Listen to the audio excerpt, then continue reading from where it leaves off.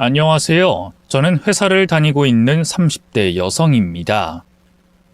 제가 제 개인적인 이야기를 이곳에 털어놓는 건 제 이야기를 통해서 어떠한 사실을 알리고 싶기 때문이에요.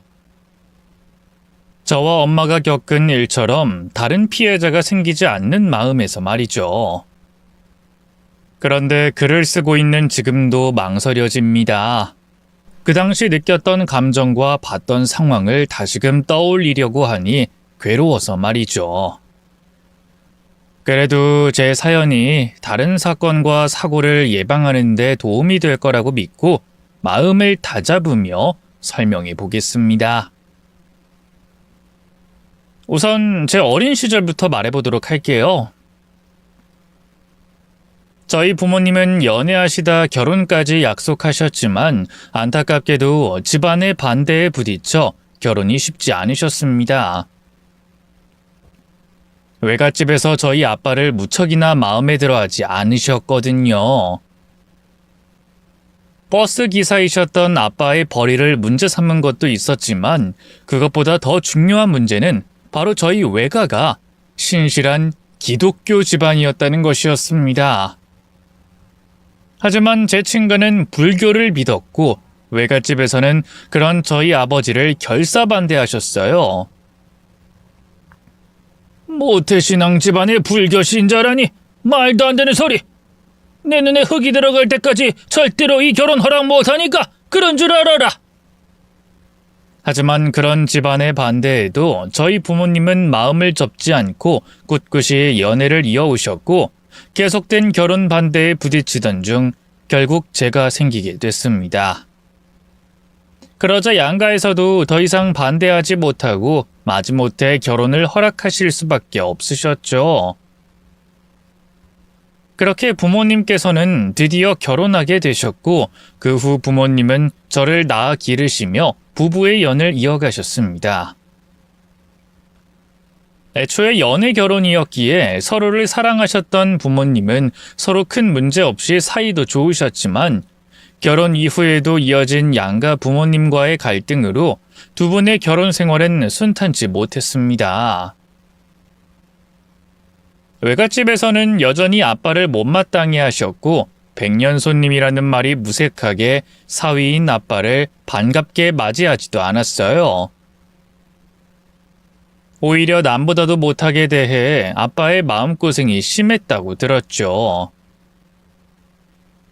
아이가 생겨 어쩔 수 없이 결혼을 시켰을 뿐 사위로는 인정할 수 없으신지 싫은 티를 대놓고 내셨던 겁니다.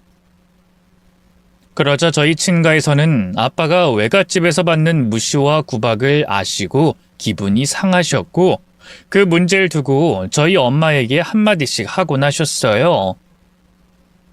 아무래도 서로 자식이 더 귀하다 보니 남의 자식 입장을 생각하지 못하고 서로 사위 며느리를 탓하셨던 거죠. 그러다 보니 두 분만 놓고 보면 아무 문제도 없고 사이가 좋았지만 자꾸만 불화를 일으키는 주변 환경 때문에 저희 부모님 사이에도 다툼이 잦아질 수밖에 없었습니다. 그리고 친가 외가 사이 문제로 저희 부모님 사이에 다툼이 생길 때면 어른들은 일부러 그러시는지 일부러 이간질하고 서로의 집안을 탓하며 더 불을 지펴 상황을 악화시키기 일쑤였어요. 그렇다 보니 가볍고 흔한 부부싸움이 이혼 얘기까지 나올 정도로 불거지기도 하고 점점 심각한 상황이 벌어지기도 했습니다. 그래도 부모님은 저 때문인지 사랑 때문인지 어떻게든 부부관계를 지켜가려고 하셨지만 양가 어른들은 그런 부모님을 도와주지 않으셨어요. 그러다 어느 날 저희 외할머니가 돌아가시며 장례를 치르게 되셨는데 평소 아빠를 못마땅해 하시던 외할아버지가 아빠에게 괜한 또 한마디를 하셔서 소란이 벌어지게 됐습니다. 아이고 우리 대단한 사위님 아니신가? 이거 바쁘신 분이 남의 부모 장례식에 자리 지키느라 고생이 많으시겠어? 왜 그러십니까 장인어른? 이러지 마시지요. 어째 미운 장모 빈소 지키는 게 힘들진 않고 아이, 그러고 보니 우리 사위님은 신실한 불교 신자신데 이거 장례식이 기독교식이라 많이 불편하겠어. 안 그러나? 장인어른, 제발 그만하세요. 저나 장인어른이나 지금 다 힘든 상황이지 않습니까? 힘들면 내가 힘들지 자네가 왜 힘들어? 왜? 기독교 장례식이 꼴보기 싫어서 힘든가? 아니면 기도 소리를 못 들어주겠나? 그래, 아무래도 그렇겠지. 불교 그 마귀 우상 숭배나 하는 걸 믿는 놈이 천국 가라고 축복하는 소리를 듣고 있을 수가 있겠냐고? 정말 왜 그러세요? 제가 언제 한 번이라도 기도니 기회니 가지고 뭐라고 한 적 있습니까? 그냥 서로 존중하고 이해하면 될 걸 왜 자꾸 그러세요? 존중은 무슨 존중? 그러는 너는 우리를 그리 존중해서 반대하는 결혼 기어이 했어? 그러고 보면 우리 집사람 이렇게 일찍 떠난 것도 다 네 놈 때문이야. 그건 또 무슨 말씀이세요? 장모님 돌아가신 게 제 탓이라뇨? 우리가 지숙이를 얼마나 신실하게 키웠는데 네 놈 같은 걸 만났으니 부모 마음이 괜찮겠어? 그때 마음고생을 오죽했으면 이렇게 일찍 떠나! 그게 무슨 말씀이세요? 이런 날까지 그런 소리 하시는 게 맞는 겁니까? 장인어른은 지겹지도 않으세요? 전 아주 지긋지긋합니다. 아빠는 외할머니의 장례식장에서까지 빈정대는 외할아버지의 행동을 참지 못하고 화를 내셨고 결국 그 일이 시발점이 되어 저희 부모님이 큰 갈등을 겪게 되셨어요. 이미 오랜 세월 곪고 쌓여온 감정들이 기어이 터져버렸던 거죠. 그리고 그 다툼은 부모님의 다툼으로 이어졌어요. 몇 달 후 결국 저희 부모님은 이혼을 결정하게 되셨습니다. 그렇게 부모님이 갈라서게 되신 후 저는 엄마를 따라가 지내게 됐지만 다행히 아빠와 계속 교류를 하며 지낼 수 있었습니다. 미나야, 이제 아빠랑 떨어져 지내야 하지만 그래도 아빤 여전히 우리 미나 사랑해. 알지? 그러니까 아빠 없이도 엄마 말 잘 듣고 우리 미나 씩씩하게 잘 지내야 해. 우리 미나, 아빠가 많이 사랑한다. 아빠는 이혼하신 후에도 매번 제 양육비를 빼놓지 않고 보내시며 제게 여전한 사랑과 책임감 있는 모습을 보이셨지만 그런 아빠가 신경 쓰고 마음 쓰는 건 저희 모녀가 아닌 저 하나로 한정이 되어 있었어요. 아무래도 그동안 외가에 당한 일들과 결국엔 외갓집 식구들 편을 든 엄마에게 실망한 마음 때문인지 아빠는 오로지 제 양육비만 챙기셨을 뿐 엄마의 생활비까지 해결해 주셨던 건 아니셨죠. 그러다 보니 가정주부로 지내시던 엄마는 뒤늦게 직장을 구해 사회생활을 하셔야 했고 저는 혼자 자식 키우며 일하는 엄마의 사정을 걱정할 수밖에 없었어요. 제 입장에서는 힘들게 일하는 엄마가 안타까우면서도 아빠의 행동도 이해되었기에 저는 부모님 두 분 중 누구 하나를 원망한다거나 더 편을 들 수가 없었습니다. 저는 부모님 두 분 다 사랑하고 걱정했거든요.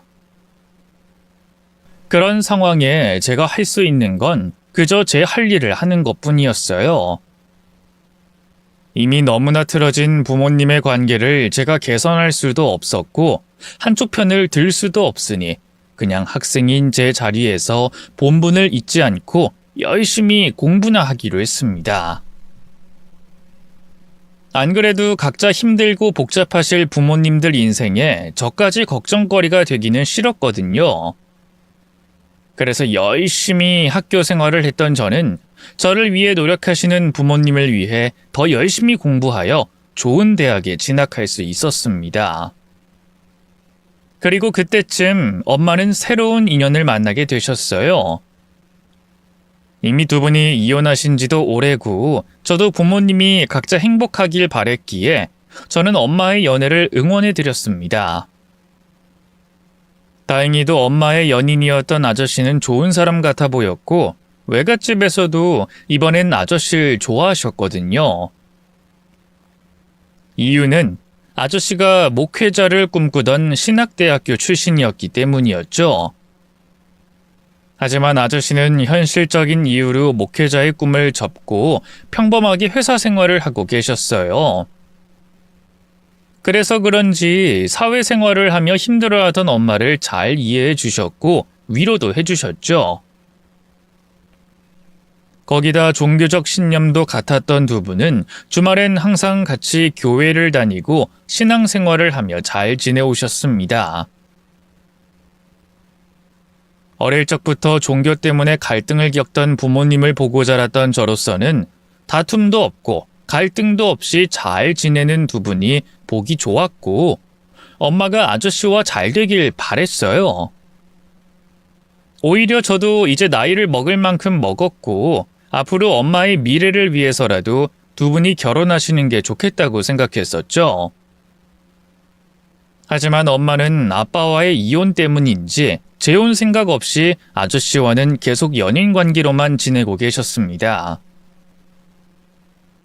그렇게 엄마가 새로운 만남을 이어가던 사이 아빠도 주변 사람들에게서 그 소식을 전해 들으시게 되셨습니다. 너희 엄마 요즘 만나는 사람이 있다며? 들으셨어요? 맞아요. 진지하게 만나고 계세요. 그 아저씨가 엄마한테 잘해주니? 너한테도 잘하고. 뭐 제가 보기엔 좋으신 분 같아요. 엄마랑 잘 맞으시는 것 같고 저한테도 잘해주시고요. 그리고 외할아버지도 좋아하세요. 그래, 뭐 좋은 사람이니 다행이네. 아빠는 제 앞에서 엄마와 관련된 이야기를 더 하진 않으셨지만 그 이후로 저와의 만남을 줄여가셨습니다. 아무래도 아빠는 저와 자주 만나면 엄마와 아저씨 사이에 혹시나 문제가 생길까 걱정하셨던 것 같았어요.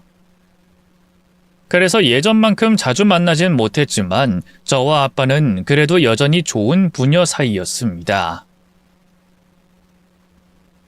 그렇게 저도 엄마도 새로운 삶과 새로운 인연에 잘 적응하며 지내던 중 제가 해외로 출장을 떠나게 됐습니다. 몇 년이 걸리는 일이라 너무 긴 시간을 부모님과 떨어져야 해서 망설여지기도 했지만 제게는 좋은 기회였기에 전 결국 해외 출장에 지원하게 됐어요. 제가 해외로 나가는데 큰 뜻이 있었던 건 아니었지만 출장을 다녀온다면 회사에 큰 인상을 남길 수 있었고 그러면 승진이든 이직이든 제 앞길에 도움이 될 수 있기에 저는 그 장기 출장을 놓칠 수가 없었습니다. 그건 아무래도 제가 어떻게든 성공해야 한다는 부담감이 있었기 때문이었어요. 이혼 가정에서 자라며 양쪽 부모님의 고생을 알고 있었던 저는 늘 그런 마음의 짐이 있었습니다.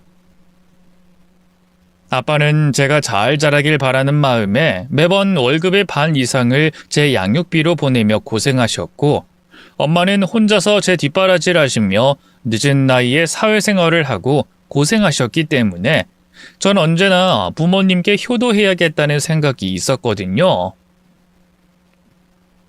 그리고 이혼하시며 누구보다 제게 미안해하셨던 부모님이셨기에 전 그런 환경에서 자란 제가 보란듯이 성공해야 부모님께도 위안이 될 거라고 생각했습니다. 그래서 무리하며 장기 출장을 지원했지만 막상 출장이 결정되고 나니 갑자기 엄마가 걱정되더라고요. 뭐 아빠야 원래부터 떨어져 지내기도 했고 요즘 들어 더 자주 뵙지 못하니 전화로 안부를 전해도 괜찮을 거라고 생각했는데 엄마는 그동안 저와 한 번도 떨어져 본 적이 없으셨던 분이라 갑자기 사라진 제 빈자리를 크게 느끼실까봐 걱정이 됐죠. 엄마, 나 없으면 외롭지 않겠어? 엄마 혼자 잘 지낼 수 있지? 얘는 엄마가 뭐 세살배기 어린애인 줄 알아? 내 걱정은 말고 너 가서 지낼 걱정이나 해. 엄마는 널 그 멀리 보내려니 그게 걱정이구만. 누가 누굴 걱정하고 있어? 나야 어디서든 잘 먹고 잘 지내니까 괜찮아. 근데 엄만 나 없으면 허전해할까봐 그러지. 물론 맨날 붙어있던 자식이 있다 없으니 허전하기야 하겠지만 그렇다고 뭐 어쩌겠어. 너네가 가지 말라고 그러면 안 갈 거니? 그건 그렇지만 그래도 자꾸 마음에 걸리네. 그래도 이럴 때 아저씨가 있어서 다행이다 싶어. 아저씨도 안 계셨으면 진짜 걱정됐을 텐데 말이야. 그래, 네 말대로 현철 씨도 있고 엄만 괜찮으니까 걱정하지 마. 엄마가 걱정이었던 저는 속으로 고민이 많았지만 그래도 아저씨가 계셔서 다행이라는 생각을 했습니다. 두 분이 정식으로 결혼하셨던 건 아니지만 긴 시간 만나신 만큼 서로 신뢰가 있고 이미 외가에서는 사위처럼 생각하는 아저씨라 아저씨가 저 대신 엄마의 빈자리를 지켜주실 수 있을 거라고 생각했거든요. 그래서 저는 아저씨에게 따로 엄마를 부탁드렸어요. 아저씨, 저 장기 출장 가는 거 아시죠? 그래. 엄마한테 얘기 들었어. 멀리 간다니까 엄마가 걱정 많이 하던데. 그래도 아저씨는 미나가 잘할 거라고 생각해. 미나 너 똑똑하고 잘하는 아이잖니. 멀리 가서도 속 썩일 일 없을 거고. 그래서 아저씨도 엄마한테 걱정하지 말라고 말해놨다. 그렇게 말씀해 주시니 감사해요. 저도 가는 건 별 걱정이 없는데 엄마가 마음에 걸려서요. 저희 엄마 생각보다 여리고 외로움 타는 사람이라 제가 없으면 빈자리로 허전해할까봐 자꾸 신경 쓰이더라고요. 그러니까 제가 없는 동안 아저씨가 저희 엄마 잘 좀 챙겨주세요. 물론 제가 이런 부탁하지 않아도 당연히 그러시겠지만 그래도 한 번 더 부탁드려요. 그래, 뭐 그건 당연하지. 그래도 미나가 이제 다 컸네. 엄마 걱정도 이렇게 하고. 그럼 미나 너 없는 동안 엄마 빈자리는 내가 잘 챙길 테니까 넌 가서 네 할 일 잘하고 와. 조심해서 잘 다녀오고 건강한 모습으로 다시 만나자. 아저씨에게 엄마를 부탁한 저는 걱정하지 말라는 아저씨를 믿고 마음 편히 출장을 떠날 수 있었습니다. 이후 2년이라는 시간이 흘렀습니다. 다행히 화상통화와 전화로 봤던 엄마는 아저씨 덕분인지 제가 곁에 없어도 잘 지내고 있었어요. 저는 안심하며 조금 더 제 일에 집중할 수 있었죠. 그러던 어느 날 새벽, 아저씨에게 뜬금없이 연락이 왔습니다. 웬만하면 아저씨가 제게 직접 전화를 걸어오는 적이 없었기 때문에 무슨 일인가 싶었어요. 불안한 생각이 들었고요. 그런데 제가 생각했던 불안한 상상보다 더 충격적인 이야기를 듣게 됐습니다. 엄마가 돌아가셨다는 말이었죠. 미나야, 너 얼른 한국으로 돌아와야 할 것 같다. 네? 그게 무슨 말씀이세요? 엄마가 돌아가셨어. 네? 엄마가요? 아저씨, 그게 무슨 말씀이세요? 엄마가 돌아가시다니요. 죽었다고요? 엄마가 왜요? 그동안 네 엄마가 절대 너한테 말하면 안 된다고 해서 너한테 숨기고 있었는데 실은 엄마 암이었어. 오늘 병원에서 있다 숨을 거뒀고 우선 빨리 한국으로 들어와라. 들어오면 어떻게 된 일인지 얘기해 줄 테니. 아저씨의 전화를 받고도 한동안은 멍하니 있었습니다. 믿기지 않는 현실에 당시 그 상황이 다 거짓이라고 느껴졌거든요. 꿈일 거라고 생각했어요. 아니, 꿈이길 믿고 싶었죠. 그런데 이게 꿈이라는 걸 확인하는 것도 겁이 났습니다. 혹시 꿈이 아니라 현실이면 어쩌나 싶어서 말이죠. 그렇게 이러지도 저러지도 못하며 믿기지 않은 현실을 부정하던 와중에 아저씨께 다시 전화가 왔어요. 제가 정신이 없을 거라는 걸 예상하시곤 확인차 연락을 주셨던 거였죠. 그리곤 제게 힘들겠지만 정신 똑바로 차리라며 다시금 엄마의 죽음을 인지시켜 주셨습니다. 그제야 정신을 좀 차릴 수 있었던 저는 여권과 지갑, 휴대폰만 챙긴 채 공항으로 뛰어갔어요. 조금이라도 빨리 비행기를 타고 엄마에게 가야 했으니까요. 회사에는 공항으로 가는 도중에 연락해 제 사정을 이야기했습니다. 회사 허락이 있기 전에 제 마음대로 한국으로 돌아가려고 한 거죠. 그땐 엄마 생각에 회사고 일이고 하나도 눈에 들어오지 않았어요. 엄마가 있는 한국으로 돌아가는 게 우선이었죠. 다행히 회사 측에서도 제 상황을 이해해 줬습니다. 따로 업무 인수인계 없이 다녀오라고 배려해 줬죠. 공항에 도착해서는 돈이든 뭐든 상관없이 가장 빨리 한국으로 도착하는 표를 끊었어요. 하지만 그 시간조차 제겐 너무 긴 시간이었죠. 그렇게 마음에 쫓기고 시간이 쫓기면서 어찌저찌 한국에 도착했고, 도착하자마자 엄마가 있는 병원 장례식장으로 찾아갔습니다. 그리고 그곳에서 환하게 웃고 있는 엄마를 보게 됐어요. 영정사진 속에 환하게 웃고 있는 엄마를 말이죠. 그제야 엄마가 돌아가셨다는 게 실감이 났고 하늘이 무너지는 것만 같았습니다. 저는 온몸에 힘이 빠지면서 실신하듯이 그 자리에서 쓰러지게 됐어요. 제가 쓰러지자 엄마의 장례식장에 있던 이모와 다른 친척들이 제게 달려왔죠. 미나야, 너 괜찮은 거니? 이모, 우리 엄마 왜 저기 있어요? 엄마한테 무슨 일이 있었던 건데요? 아니, 우리 엄마가 왜 죽어요?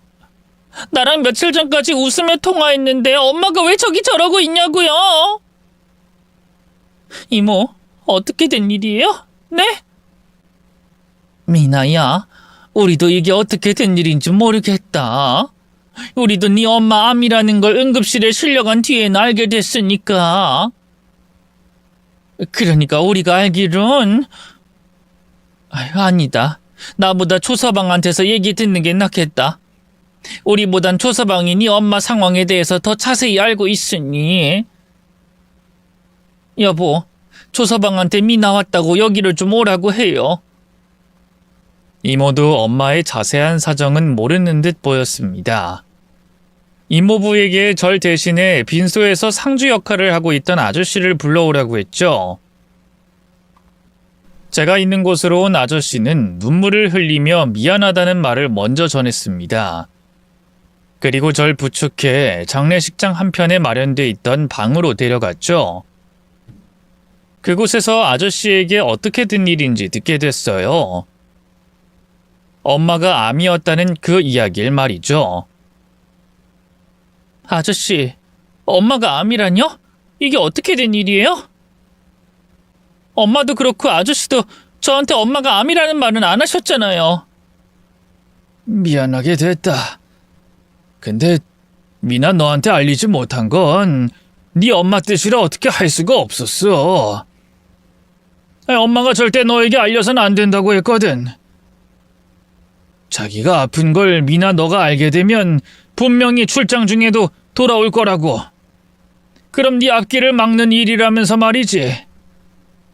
그러면서 어차피 치료받는 것도 몸이 회복되는 것도 네가 돌아오나 안 돌아오나 같을 테니까 그럴 바엔 네가 신경 덜 쓰게 비밀로 하는 게 낫다고 했어.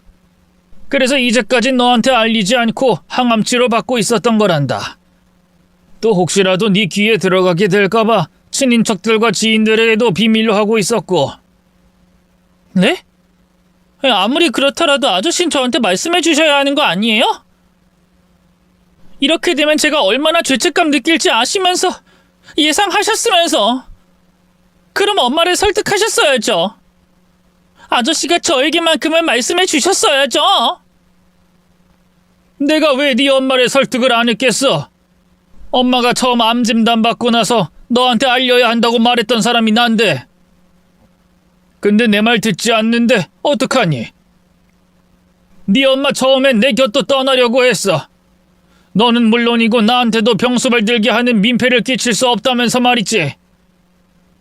그런 사람 겨우겨우 붙잡아 내 옆에 뒀는데 너한테 알리면 내 곁에서도 떠나겠다고 하더라. 자기가 민폐 끼치고 발목 잡는 건 나 하나로 족하다고 너까지 힘들게 만들 수는 없다면서 말이지. 그렇게까지 말하는데 내가 어떻게 너한테 알릴 수 있겠니? 그리고 네 앞에선 밝은 척 안 아픈 척하고 있는 네 엄마 옆에서 보고 있는 난 어땠을 것 같아?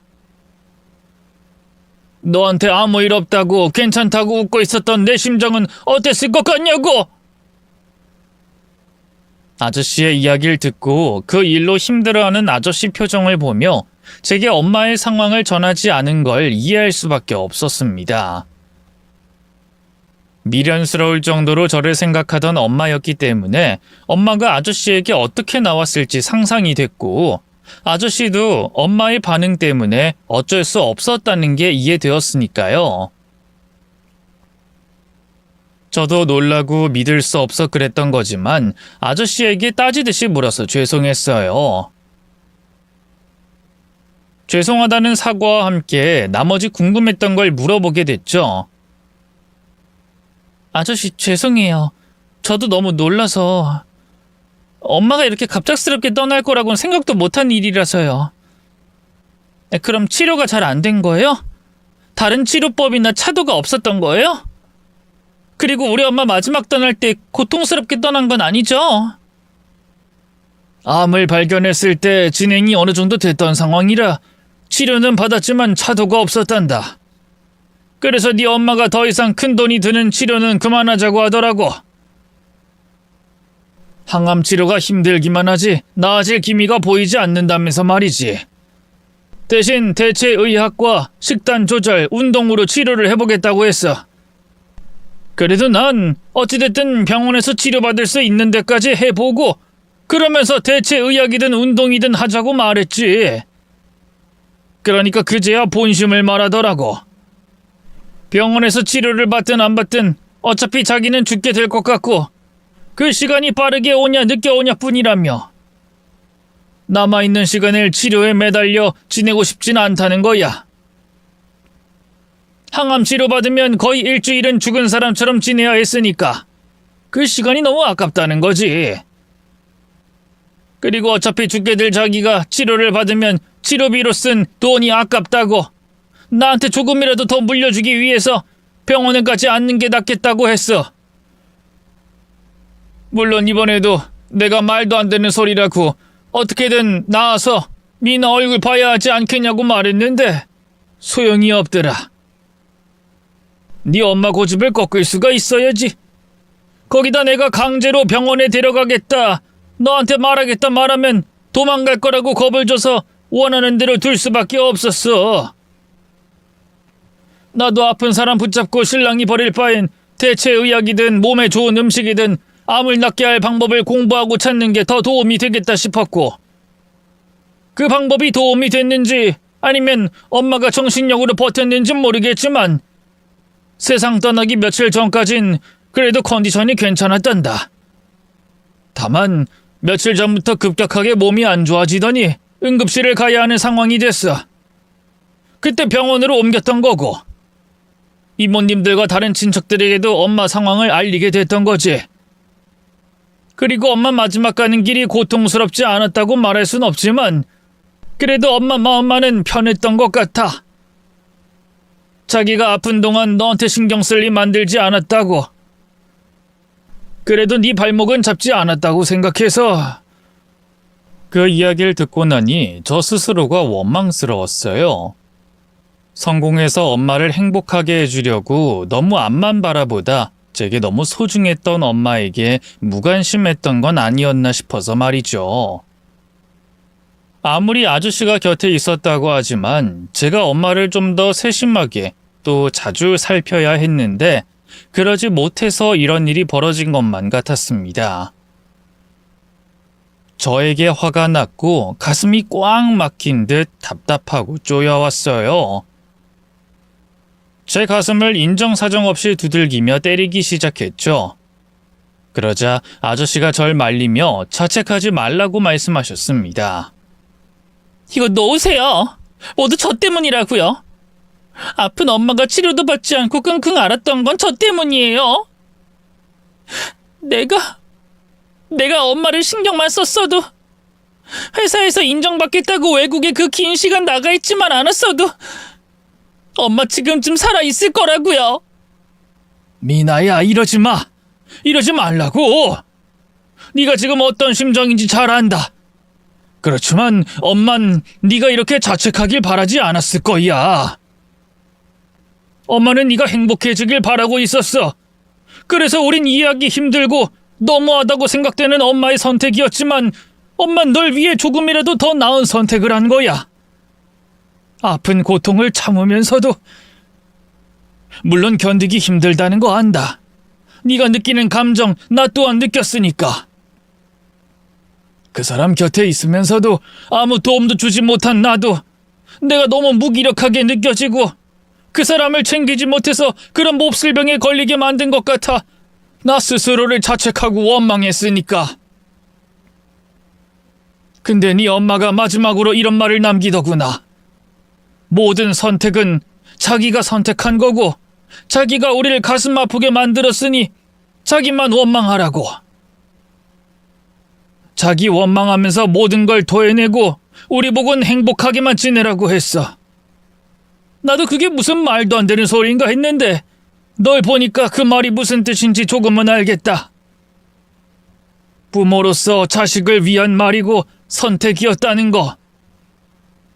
어쩌면 네 엄마 처음 암에 걸렸다는 걸 알았을 때, 차도가 없었을 때 이미 이러한 상황을 예상했던 것 같아.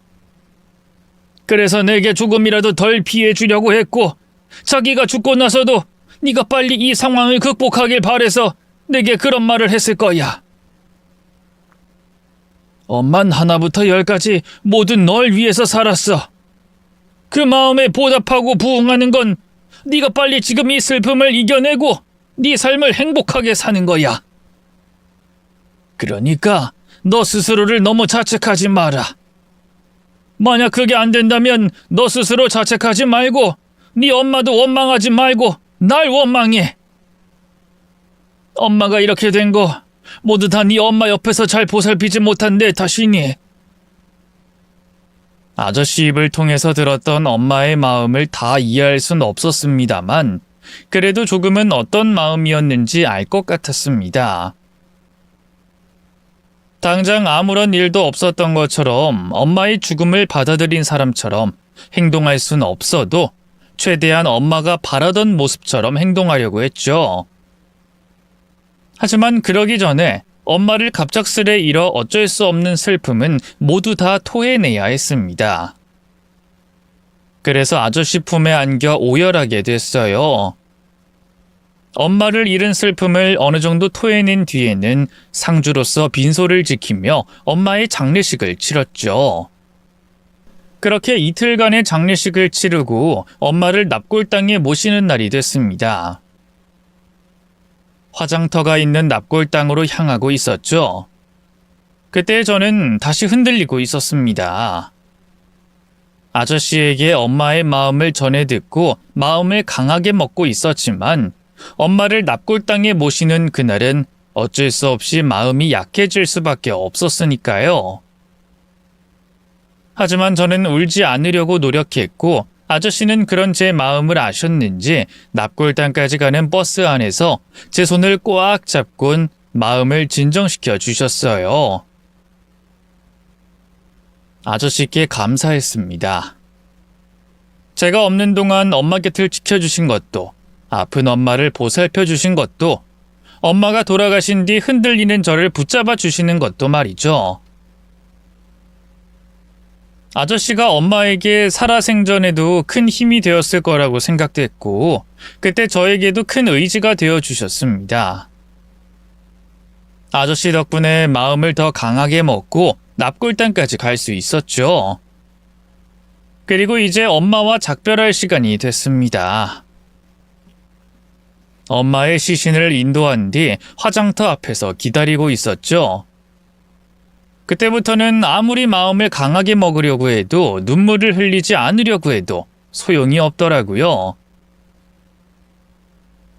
염습하며 돌아가신 엄마의 모습을 처음이자 마지막으로 볼 때도 눈물 흘리지 않고 좋은 마음으로 엄마를 보내드렸는데 이번엔 달랐습니다. 이제는 엄마를 완전히 떠나보낸다는 생각 때문인지 쉽사리 감정이 진정되지 않았죠. 그건 아저씨를 포함해 다른 친인척들도 마찬가지인 것 같았어요. 이미 감정이 격해져 눈물바다를 이루고 있었죠.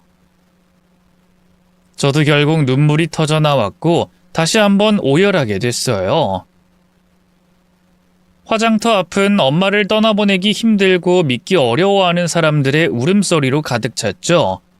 그런데 그때 화장터를 가득 채우던 울음소리를 뚫고 고성이 울려 퍼지기 시작했습니다. 웬 남자가 화장터와 우리 사이를 나눠놓고 있던 유리창을 두들기며 소리치기 시작했거든요. 그 남자로 인해 소동이 일어났죠. 저기 멈춰요! 멈추라고요! 화장하면 안 됩니다! 멈추세요! 멈추라고요! 예민아야! 저 사람 저렇게 보내서는 안 돼! 네 엄마 화장하면 안 된다고!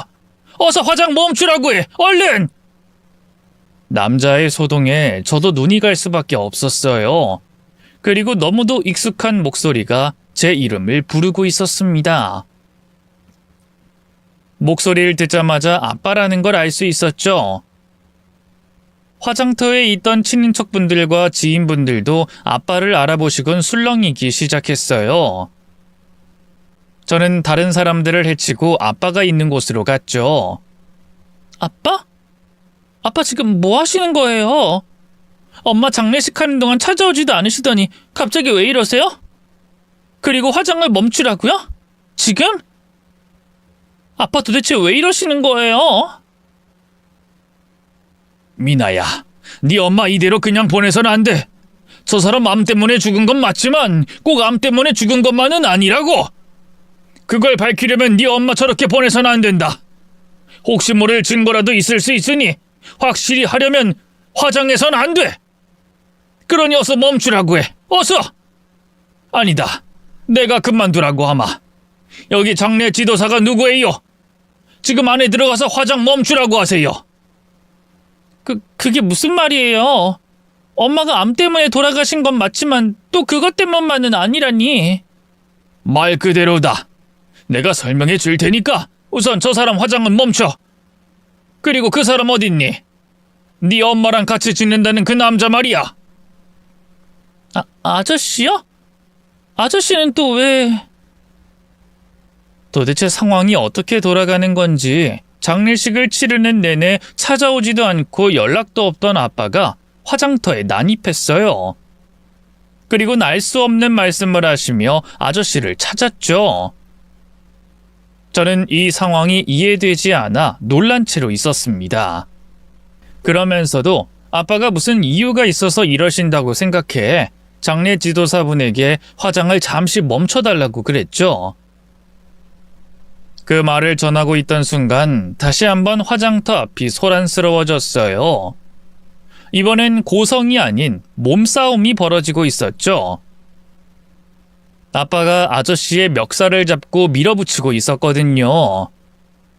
네 놈이었어? 네 놈이지? 네 놈이 저 사람 저렇게 되도록 만든 거지? 그리고 뻔뻔하게 여길 찾아와? 야, 넌 지금 이 상황이 재밌어? 재밌냐고? 그러지 않고서야 어떻게 여기 네가 있어? 이 사람이... 당신 지금 뭐 하는 거야? 당신이야말로 여기가 어디라고 행패야 행패는? 당신 계속해서 소란 피우면 경찰 부를 거야. 지숙씨 마지막 가는 길 추모하러 왔으면 얌전히 있다 가라고. 이렇게 소란 피우지 말고. 뭐? 경찰? 그러지 않아도 내가 경찰 부를 거니까 너나 얌전히 있어. 내가 그동안 무슨 일 있었는지 이 자리에서 다 밝힐 테니까 너나 얌전히 있으라고. 다행히 친척들이 아빠와 아저씨를 떼어나 더 큰 소동은 생기지 않았지만 화장터 분위기는 말도 아니었습니다. 특히 아빠를 좋게 보지 않던 외가 식구들은 이해 못할 아빠의 행동을 보곤 거의 죽일 듯이 쳐다봤어요. 몇 분은 아빠에게 다가가 직접 눈앞에다 대고 못마땅해 하며 욕설에 가까운 말들을 쏟아냈고요. 전 그런 친척들을 진정시키고 다른 사람들이 없는 곳으로 아빠를 데리고 갔어요. 그리곤 무슨 일인지 물어봤습니다. 아빠, 엄마 떠나보내는 날 도대체 왜 이러시는 거예요? 아까 한 말씀은 뭐고? 아저씨한텐 왜 그렇게 하신 거예요? 아빠, 아저씨가 얼마나 고마운 분인지 아세요? 저한테나 엄마에게나 얼마나 큰 힘이 되었고 우리를 위해 얼마나 희생한 분인지 아시냐고요. 아저씨 아니었으면 엄마 더 힘들게 지내다 떠났을 거예요. 저도 지금 이 상황 견디기 힘들었을 거고요. 근데 왜? 미나야, 너 아빠 말 똑바로 들어. 너 지금 저놈한테 속고 있는 거야. 오히려 저놈 때문에 네 엄마가 이렇게 된 거라고.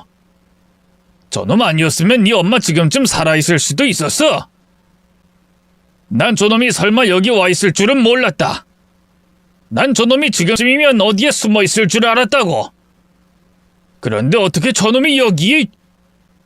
그리고 도대체 뭐라고 했기에 너랑 네 외갓집 식구들이 저놈을 감싸는 거니? 저놈이 네 엄마를 죽게 만든 사람인데.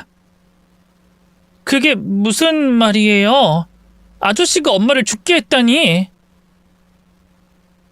아빠, 죄송한데요. 혹시 질투심이나 다른 감정 때문에 이러시는 거 아니죠? 아저씨가 엄마 곁에서 얼마나 지극정성으로 있었는지 아세요? 제게도 얼마나 잘해줬는지 아시냐고요. 몰라. 난 그런 거 모르고 알고 싶지도 않아.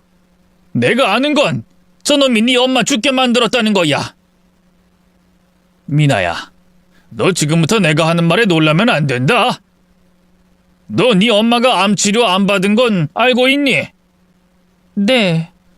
근데 처음부터 아예 안 받은 건 아니고 차도가 없어서 또 암 진행이 너무 돼서 안 받은 거라고 알고 있어요. 그거 잘못 알고 있는 거야. 네 엄마 암 진단 받고 병원 가서 치료받은 적 없어. 그러니 차도가 없었다는 말도 다 거짓이라고. 저놈이 네 엄마 쇠뇌에서 안수기도와 성수인지 생명수인지 그것만 하고 마시면 된다고 말하는 바람에 치료시기를 놓친 거야. 그리고 계속해서 신앙의 힘에 기대야 한다고 말해서 아예 치료받을 수 없는 상태까지 이르게 된 거고. 저 인간이 네 엄마 세뇌해서 죽인 사람이라고. 네? 그게 무슨 말이에요? 신앙의 힘이라니? 아빠, 지금 뭔가를 착각하시는 것 같아요. 엄마가 치료를 중단했던 건 사실인데 근데 아빠가 상상하는 그런 건 아니에요. 병원 치료 받고 차도가 없어서 엄마가 가망이 없다고 생각하시고 병원 치료 중단한 거예요. 치료받는데 시간이고 체력이고 낭비하기 싫다고. 또 저 때문에.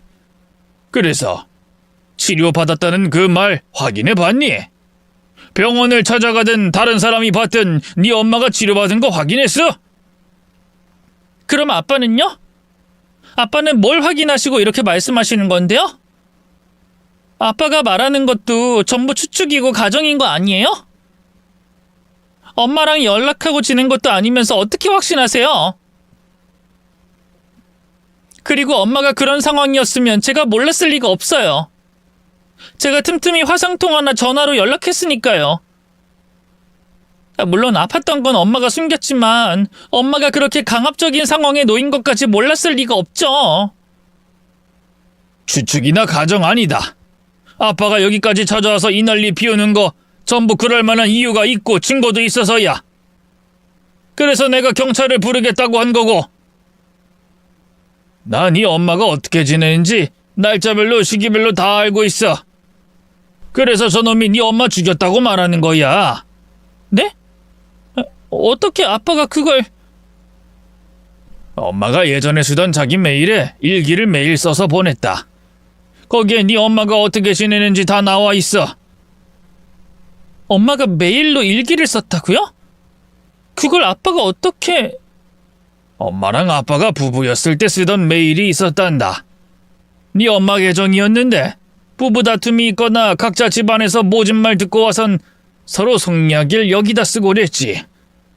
그럼 그때 서로가 어떤 감정을 느꼈는지 알고 위로도 하고 화해도 하는 거야.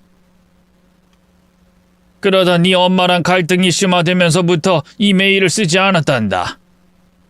이혼 후엔 당연히 생각도 나지 않았고, 그러다 네 엄마 죽었다는 이야기 듣고 그 메일이 생각났지. 그때까지만 해도 당연히 메일 계정이 지워졌거나 비밀번호가 바뀌었을 거라고 생각했는데, 근데 그대로였고 네 엄마가 그 메일을 일기장으로 쓴다는 것까지 알게 됐지. 처음엔 세상 떠난 사람 허락도 없이 메일을 훔쳐보는 게 마음에 걸렸는데 그래도 궁금한 게 더 앞서더구나. 그래서 메일을 열어보다가 뭔가 이상하다는 걸 알게 된 거야. 네가 아저씨라고 부른 저놈이 네 엄마를 치료받지 못하게 만들었다는 걸 알게 됐고, 자세한 건 나중에 이야기하는 걸로 하고 우선은 여기 메일 내용 보자. 아빠는 믿을 수 없는 이야기를 꺼냈습니다. 그리고 그 증거를 제게 보여주셨죠. 아빠는 둘러매고 있던 가방에서 노트북을 꺼냈어요. 그리고 화면을 열어 엄마가 매일매일 작성했다는 메일을 제게 보여줬죠. 그곳엔 제가 몰랐던 그동안의 일들이 적혀 있었습니다. 제가 아저씨에게서 들었던 이야기와 전혀 다른 이야기가 말이죠. 일기는 엄마가 암에 걸리기 전부터 적혀 있었습니다만 아빠는 우선 엄마가 암 판정을 받은 날 썼던 메일을 보여줬습니다. 그리고 띄엄띄엄 아빠의 말대로 엄마가 병원 치료를 받지 않고 아저씨에게 의지해 말도 안 되는 신앙적 치료를 받은 날들이 적혀 있는 메일을 보여줬죠. 모두 사실이었어요. 엄마는 제대로 된 치료를 받은 적이 없었습니다. 병원 치료를 받았던 건 돌아가시기 전 응급실을 갔을 때뿐인 것 같았죠. 그 외에는 병원에 갔었다는 말이 보이지 않았거든요. 그 대신에 기도와 성경 말씀 말곤 다른 치료법이 없다는 아저씨의 말을 믿고 지냈던 것 같습니다. 물론 자의가 아니라 아저씨의 강요와 세뇌로 인해서 말이죠. 그리고 평범한 사람이자 우리 엄마를 사랑해주고 아껴준다고 생각한 아저씨는 제가 생각하던 그런 사람이 아니었어요. 아저씨는 개신교와 비슷한 사이비 종교에 심취해 있는 사람이었습니다. 그것도 그 종교에 꽤 직급이 있는 간부처럼 보였어요. 물론 아저씨가 믿는 종교가 어떤 종교고 아저씨가 어떤 직급인지는 그 당시 엄마의 일기만으로 알 수는 없었습니다만 엄마가 메일로 적은 일기를 통해 대충은 예상할 수 있었고 오랜 기간 또 천천히 엄마를 그 종교에 빠지게 한 건 알 수 있었죠. 거기다 이제까지 결코 적지 않은 엄마의 돈이 아저씨를 통해 그 교회로 흘러들어갔다는 걸 알게 됐어요. 그리고 장례를 마친 뒤에도 아저씨에게, 아니 그 교회로 엄마의 돈이 갈 거라는 걸 알았고요. 메일에 그렇게 쓰여 있었거든요. 아저씨가 말하는 대로 받아 적은 유언장을 작성해뒀다고, 천국으로 가기 전 교회에 마지막으로 이바지해야 한다며 재산의 일부를 아저씨에게 상속한다는 내용이었죠. 그 내용을 보면서 이건 종교적인 신념이라고 할 수 없다는 걸 알아차렸습니다. 물론 종교적인 신념과 상관없이 암에 걸린 엄마가 병원 치료를 받지 못하도록 세뇌한 아저씨의 행동은 용서할 수도 받을 수도 없는 일이었어요. 전 그때 알게 된 사실을 좀 더 자세히 알고 싶었습니다. 그러기 위해선 엄마가 메일에 쓴 일기만으로 부족했어요. 아저씨 입을 통해서 들어야 했죠. 저는 아저씨를 찾았습니다. 그런데 어딜 갔는지 아저씨가 보이지 않더라고요. 이모와 친척들도 아저씨가 어딜 갔는지 모르겠다고 했고요. 아빠와 다투고 난 아저씨가 근처에서 화를 삭히고 있을 거라 생각한 저는 전화를 걸었습니다. 하지만 아저씨는 제 전화를 받지 않았어요. 그제야 아저씨가 모든 상황을 눈치채고 도망갔을 수도 있겠다는 생각을 했죠. 그런 생각이 들 때 때마침 경찰이 아빠의 신고를 받고 찾아왔습니다. 저는 경찰에게 알게 된 사실을 전달하고 아저씨를 찾아달라 부탁했지만 당장은 도와줄 수 있는 일이 없다고 했어요. 사건인지 아닌지 아직 알 수도 없을 뿐더러 멀쩡한 성인을 찾는 건 경찰의 관할이 아니라고 했죠. 정식으로 사건을 접수하고 아저씨를 찾아야 한다고 말했습니다. 저는 그 즉시 아빠와 함께 변호사 사무실로 찾아갔고 엄마에게 있었던 일을 사건으로 신고하기 위해 제가 해야 하는 일에 관해서 묻게 됐어요. 이후 변호사님의 도움을 얻어 사건 접수를 위한 증거 내용들을 모아갔죠. 엄마가 병원 치료를 받지 않은 기록과 아저씨 또는 교회로 흘러들어간 통장 내역, 아저씨가 적으라고 한 대로 적은 유언장, 그리고 엄마를 병원에 데려가는 대신 치료법이라며 하루 종일 쓰게 했던 성경 말씀 받아쓰기까지 파면 팔수록 알면 알수록 아저씨가 우리 엄마에게 한 짓들이 점점 더 뚜렷해지고 명확해져 갔습니다. 그 증거를 모아 아저씨를 유기치사와 사기 혐의로 경찰에 고소했어요. 그때까지 아저씨와는 연락이 되지 않았고요. 연락조차 되지 않던 아저씨를 만나고 어떻게 된 일인지 들을 수 있었던 건 사건 재판이 열린 법원이었어요. 하지만 뻔한 대답뿐이었습니다. 제가 고소한 내용에는 엄마가 자발적으로 치료를 거부했고 돈이 빠져나간 내용 역시 봉헌하겠다는 엄마의 뜻이라고 했죠. 그러면서 엄마에겐 어떠한 강요도 하지 않았다고 주장했습니다. 뻔뻔한 대답은 재판장에서뿐만 아니라 저와 대면했을 때도 마찬가지였죠. 아저씨, 인정하세요. 이미 증거들 다 나왔잖아요. 아저씨가 우리 엄마 죽게 만든 거잖아요. 너 도대체 무슨 말 하는 거야? 내가 네 엄마를 왜 죽여? 아까 법원에서 말했듯이 난 네 엄마한테 뭐든 강요한 적 없어. 근데 내가 누굴 죽여? 그럼 왜 저한테 말한 것과 달라요? 언젠 엄마가 병원 치료를 받았다면서요. 그리고 그 교회는 뭔데요? 교회와는 아무 상관없는 이야기야. 그리고 병원 치료는 내가 헷갈려서 그랬던 거고. 미나야, 너 네 아빠 이야기만 듣고 나한테 이러면 안 되는 거야. 그동안 내가 네 엄마한테 얼마나 잘해줬고 네 엄마가 내게 얼마나 많은 위안을 받았는데. 당신 끝까지 인정 안 할 거야? 나 우리 엄마가 쓴 일기 전부 다 보고 당신이 우리 엄마 세뇌시켰다는 거 다 아는데 끝까지 이렇게 나올 거냐고. 당신 나랑 우리 엄마가 우스웠지? 당신의 거짓 연기를 진심인 줄 알고 속아 넘어간 우리가 우스웠지? 당신 절대 용서 안 해. 어떻게 해서든 당신 처벌받게 만들겠어. 만들겠다고. 너 정말 왜 그러냐? 원망할 거면 암 걸린 네 엄마를 원망해야지. 어디서 날 원망해? 기껏 잘해줬더니 돌아오는 게 겨우 원망이냐? 내가 뭐야? 이 인간 같지도 않은 놈! 네가 감히 내 아내를 죽게 만들어? 내 딸에게 지울 수 없는 상처를 줘! 너 재판 결과 받을 필요도 없어. 내가 널 심판할 테니까 여기서 끝내자. 끝내!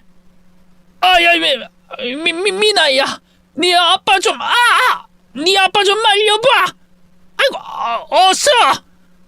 끝까지 뻔뻔한 말을 이어가던 아저씨는 말을 이어가다 바닥으로 고꾸라졌어요. 얘기를 옆에서 듣고 있던 아빠가 더는 참지 못하고 주먹을 날리신 거죠. 아빠를 말리고 싶지 않았지만 아빠가 놈을 더 흠씬 두들겨 패주길 원했지만 말려야 했습니다. 아빠가 처벌받게 할 수는 없었으니까요. 그렇게 뻔뻔한 그놈 때문에 속타는 시간은 계속 흘러갔어요. 그놈이 엄마를 죽음으로 내몰았던 게 너무나도 확실했는데 쉽게 결론이 안 나더라고요. 그래도 결국엔 유기치사와 사기죄가 인정됐습니다. 그놈은 엄마를 속이고 죽게 만든 데에 대한 처벌을 받게 됐죠. 그렇다고 해서 제 썩어 문드러진 제 속이 나아지는 건 아니었지만 조금은 나아질 수 있었어요. 아빠도 조금은 울분이 풀린 듯 보였죠. 하지만 안타깝게도 아저씨가 소속되고 엄마의 돈을 갈취해가며 치료받지 못하게 지시를 내렸을 거라고 생각한 교회에게는 책임을 물을 수 없었습니다. 그래서 전 지금도 아빠와 함께 그 교회 앞으로 찾아가 시위를 하고 있어요. 다른 분들은 저희 엄마와 같은 일을 당하시지 않길 바라는 마음과 엄마에게 속지 않는 마음으로 말이죠.